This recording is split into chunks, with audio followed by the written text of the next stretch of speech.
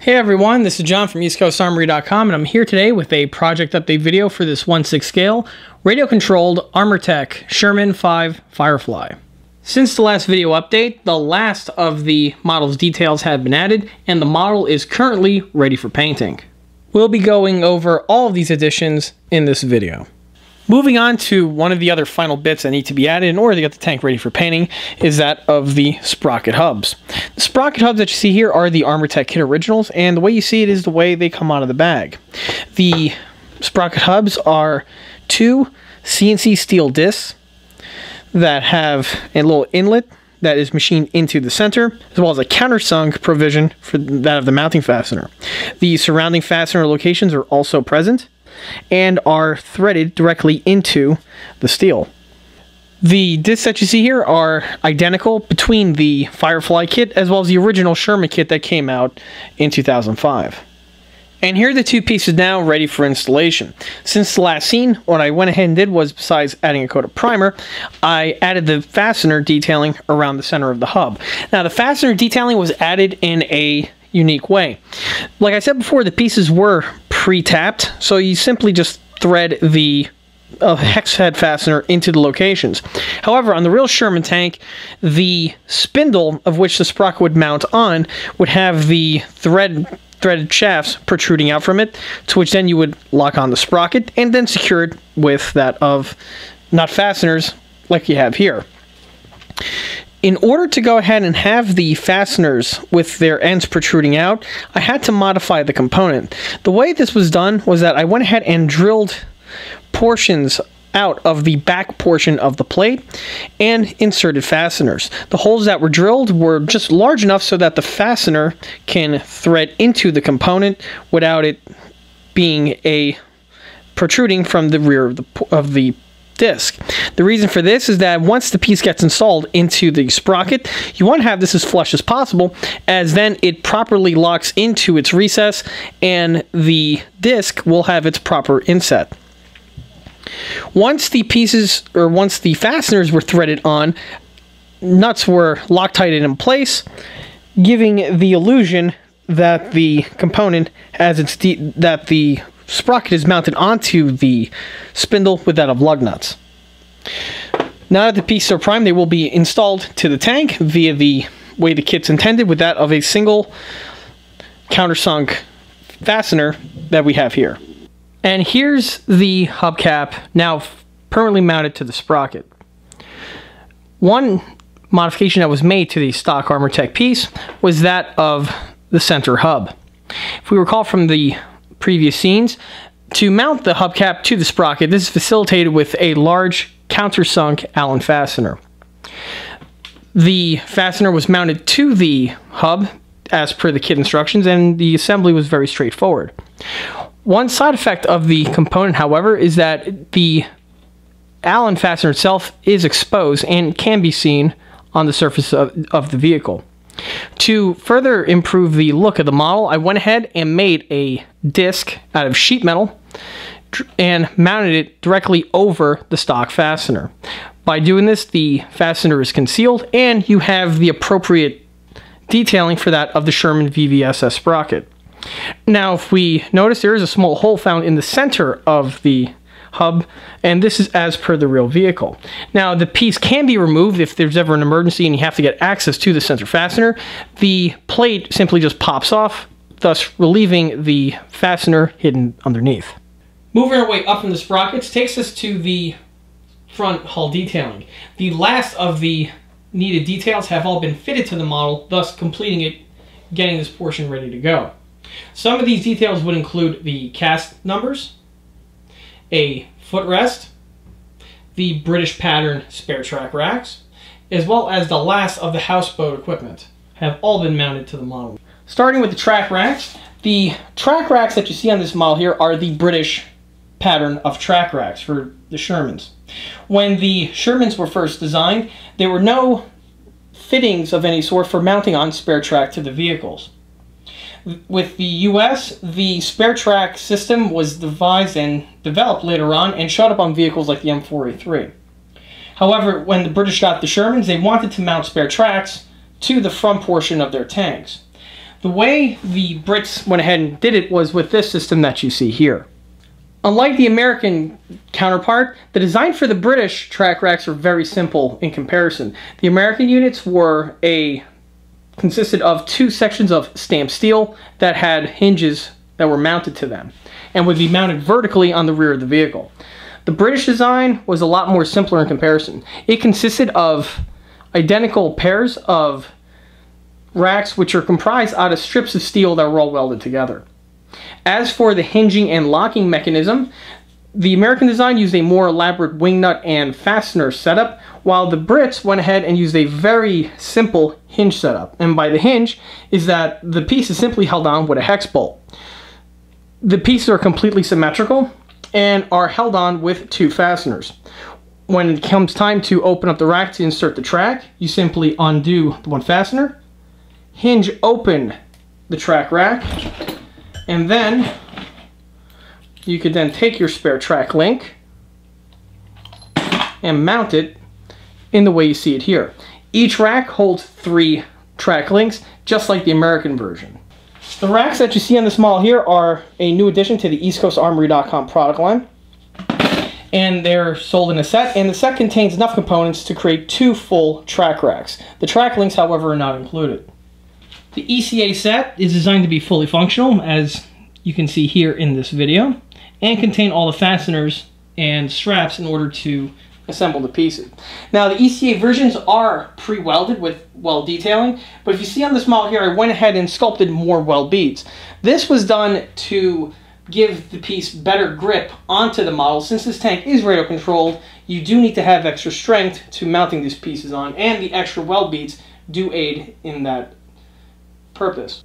As for the actual locations and orientation of the parts, there are some options available for the builder, as several variations were used on these Shermans. What I've seen for most of the Sherman V Fireflies is that the tracks can be mounted in a vertical manner. Generally, there's always one in the center here in the front, and another rack would be here, right in front of the driver's position. However, if the vehicle like this one here has the applicant armor plates mounted to these 2 locations, the tracks would be mounted horizontal in the format that you see here. Again, we still have the 3 located in the very front, and the other 3 would be mounted directly on top of the transmission cover. Moving our way to the cast numbers. The cast numbers are a frequent piece of detailing that is found on my builds and do really help the build once everything is painted and weathered. As for the numbers themselves, it's a frequently asked question where I get them from. The information for that is listed in the video description below. The cast numbers are a huge trait found on American tanks, and literally every single component that was casted has not only the foundry mark, a serial number, and some even have a date of casting on all the components. Due to all of the different subcontractors and contractors that cranked these parts out during the war, there is a huge variation of different patterns and serial number codes that are to be found. On the build here, I added the cast numbers to the 2 halves of the transmission cover. There would be a 3rd one mounted in the front, however, obviously with the tracks in the way, it's not necessary. Numbers were also mounted on the other cast portions here on the front mosaic, which is on the main horizontal plate, and the 2 hatchwell castings. While here you can also see the addition of a footrest, which was fabricated out of a strip of plastic angle, mounted, and then had its sculpted weld beads added to flare it in. It's important to note that I've seen both this component added and removed on several versions of the Sherman Firefly, so this is an optional piece, but once added, I feel gives the tank more detailing.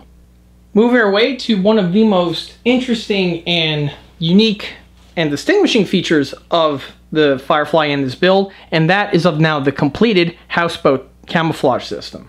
I briefly discussed the Houseboat system in a previous video, and since then the last of the components have all been fabricated and fitted to the model. This set has also been added to the EastCoastArmory.com product line. Starting with the front of the Houseboat system, this is where the system is actually the most unique and is the most distinctive, in that we have these 2 arms that act as whiskers that are mounted over the fenders. The extending whiskers actually slide into the coupler, which is found on the extender arm, which is then bolted to the fender. Now, due to the piece's fragility for shipping, they have not been permanently glued to the model and just simply slide off. Here we have the ECA Houseboat resin castings. The kit comprises of several resin pieces as well as pieces of sheet styrene and fasteners in order to assemble the unit in the way that you see in this video. When it comes time to display, you can either have the model displayed with the whiskers off in the manner you see here, or you can slide the component on and have it with the full whisker effect. Moving from the fender takes us to the front plate.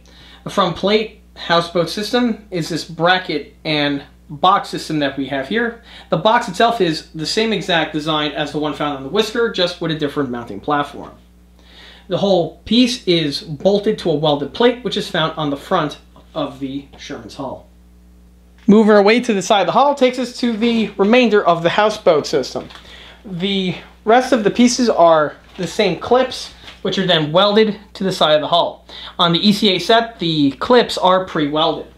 Now, it is important to point out that I had these originally developed a few months ago on this build. However, after doing some more research with the photographs and research material that I had, the first versions that I had were slightly overscaled. Those were plucked off the model, and new versions, more the closer scale, were developed, and these are the versions that you see here, and are the versions that are supplied with the ECA set. As for the set itself and the clips themselves, they are an exact mirror image on the opposite side of the vehicle. Moving our way to the back of the vehicle takes us to the vehicle's travel lock. Now, because this vehicle is a Firefly with a 17-pounder gun, the travel lock on these vehicles were mounted on the rear of the tank. This was because the original American design travel lock for the front of the vehicle was not going to be sufficient with the vehicles with the 17-pounder gun. Because the guns were longer, they used up more space, and in order to save space for transit, the guns would be locked in the rear position with the turret turned around. Now, when it comes to Fireflies, there are a few options available on where exactly to mount this travel lock. I have seen this travel lock mounted in this portion here. I've also seen it mounted directly square in the back. I've even seen it mounted on the engine deck itself. The travel lock that you see here is going to be a release for the EastCoastArmory.com product line. However, currently I'm still finalizing the top latch mechanism. As for the one mounted to this model, it is mounted in a way that is just like the real Firefly, in which there is a locking mechanism which keeps the travel lock secure to the deck when not in use. The piece is fully functional, and it's very important to remember because you cannot open up the engine hatch without first opening up the travel lock. This is a warning to whoever acquires this vehicle, in that to get access to the recharge system as well as the control panel, which is underneath the engine hatch, you need to first open it up. And if you forget about the travel lock and just pull up on the engine hatch, you will break the entire travel lock model that we have here. To open up the travel lock, it's very simply done. There is a brass latch which is all soldered and bolted together assembly, and it's mounted permanently to the engine hatch. To open the piece up, this is done as per the real vehicle. You have to pull on this little latch. Once the latch is pulled, you are then free to open up the travel lock. To put the travel lock back in its storage mode, you simply do the same step but in reverse. Pull the tab, the travel lock goes down, and the pin snaps in place. Now, you don't want the pin to snap into the resin, so you want to hold the piece back until the resin piece passes, and then the pin simply locks everything back together again.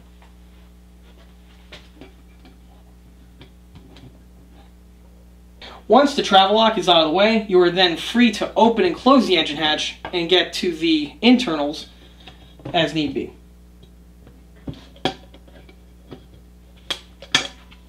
Once the travel lock is open, you can also open up the latch mechanism, which is on top for the barrel clamp. Now, the barrel can swing all the way around to this location here. However, on this model, the gun cannot go low enough in order to actually lock into the travel lock itself. This is due to the limitations on the Armortek elevation system. Moving further back on the upper hull takes us to the engine hatch itself, as well as the grille. As with the engine hatch, since the last scene to complete it, all that was done was cast texturing was added to the hinges as well as the sculpted well beads. Moving from the hatch takes us to probably the last and was one of the hardest parts to fabricate for the whole build, and that was the intake grill. The Armortek kit does supply you with a very basic laser cut grill that was to go into this location here. However, rather than using the Armortek piece, just like I did on my M4A4, I fabricated a brand new grill out of real brass strips.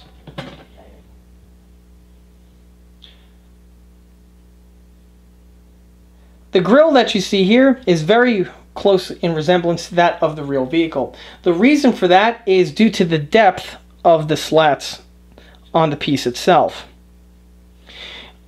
One common feature found on American tanks of the period, and this is true for not only the M4A4 but also the M4A2, M4A3, as well as even the M26 and M26A1s, is this deep 3-dimension type grill setup.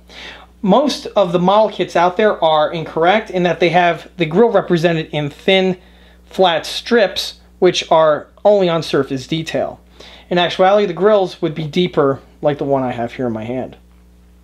As for the construction, this is all done with brass, and it's all soldered together. In a painstaking way, each one of these slits had to have been cut, shaped, and soldered in place, and completing the grill that you see here. Now, if we notice on the forward lip of the grill, there is the remainder of the bullet splash rim. This is also as per the real vehicle, and as a side note, when Chrysler was developing the M4A4, they had the bullet splash rim go all the way through and through. However, they quickly realized that by doing this, there wasn't enough room for the turret to actually rotate. So the bullet splash rim was amputated. In its place, they went ahead and had to move it to an extender piece on the grill work. As you can see, there's a notch in this portion here for that of the fire extinguisher box. As for the grill, it is mounted to the deck via 4 fasteners in these 4 locations. Now, one change that I did from this vehicle compared to my earlier M4A4 was on my M4A4, to mount this piece to the deck, I went ahead and used fasteners, but the holes were simply just drilled through, and the nuts and the bolts were held in place with 4 nuts.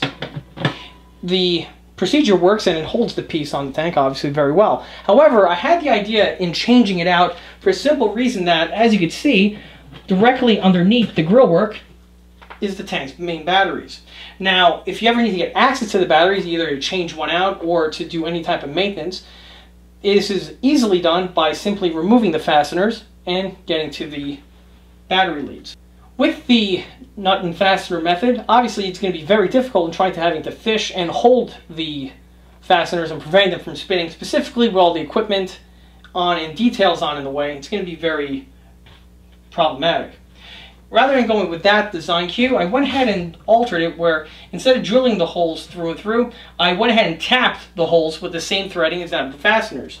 So when it comes to mounting the component will simply be dropped into place, and for fasteners to simply be bolted directly into the top deck. This not only holds the piece on very well, but is a temporary bond in case you need to get access to the main tank's batteries. Moving up to the tank's turret, the last of the turret detailing has also been added.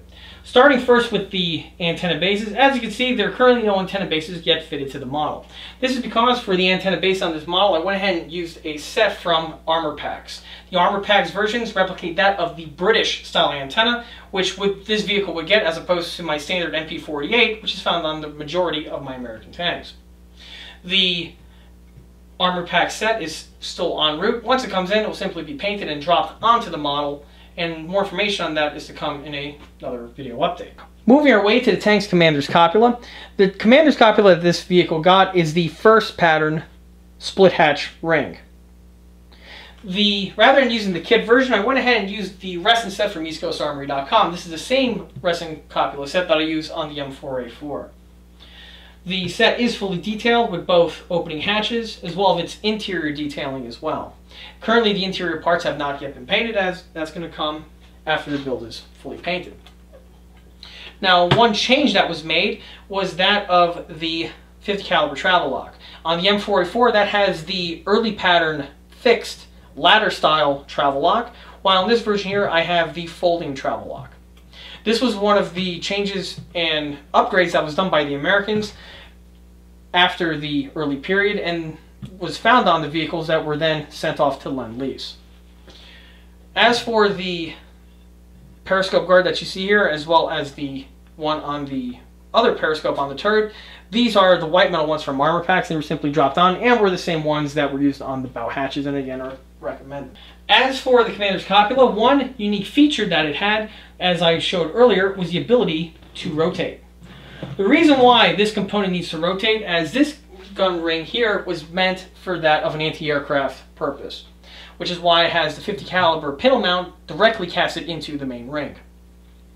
Just like I said with the M4A4 video, the tank's commander would have his M2HB in a high angle roll, and from here he can pivot the copula around in order to get a better angle to shoot down an enemy airplane.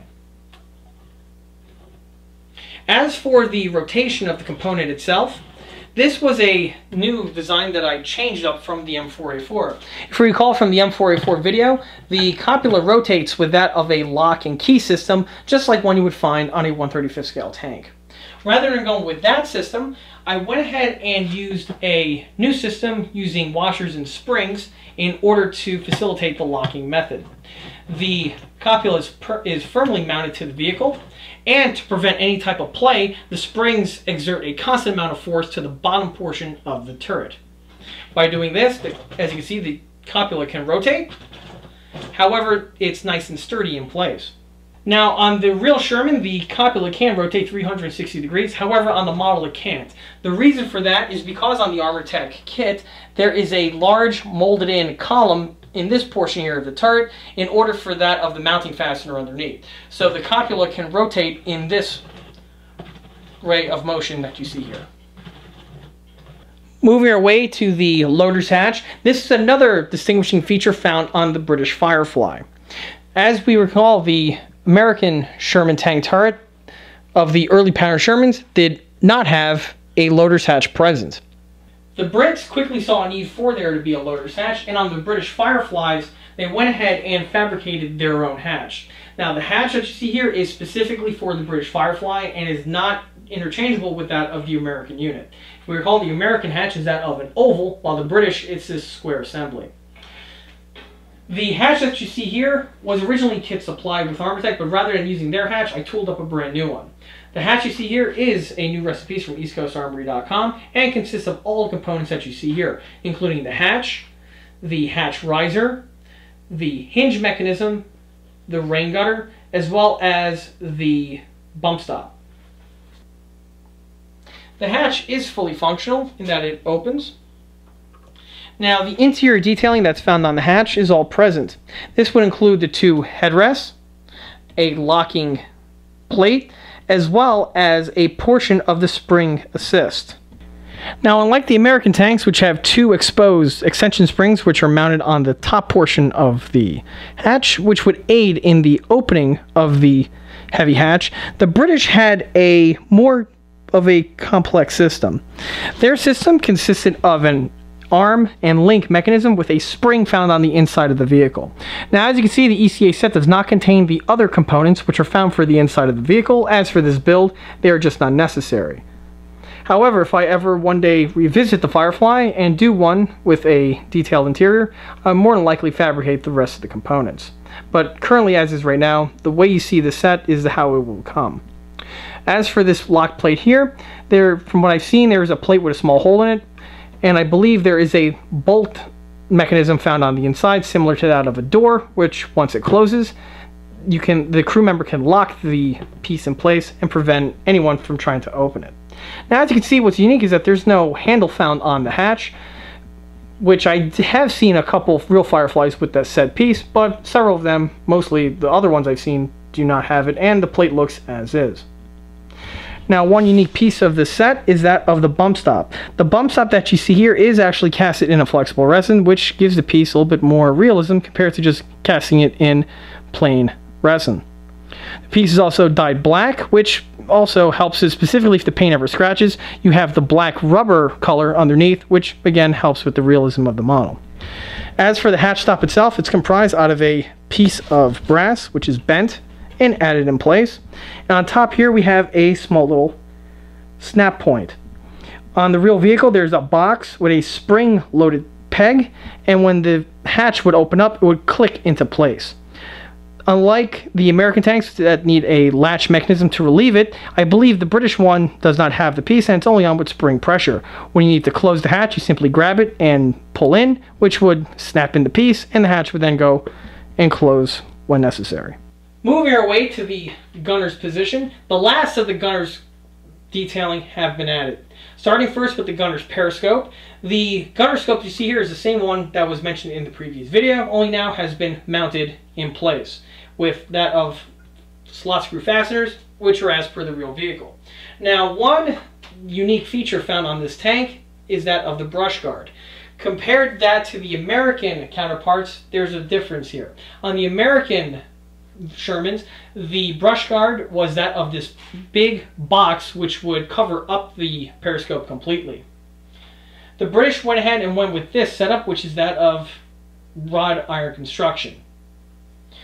The reason for this is that when the Shermans were first developed, there was no guard of any sort found on this location here. That development came later on.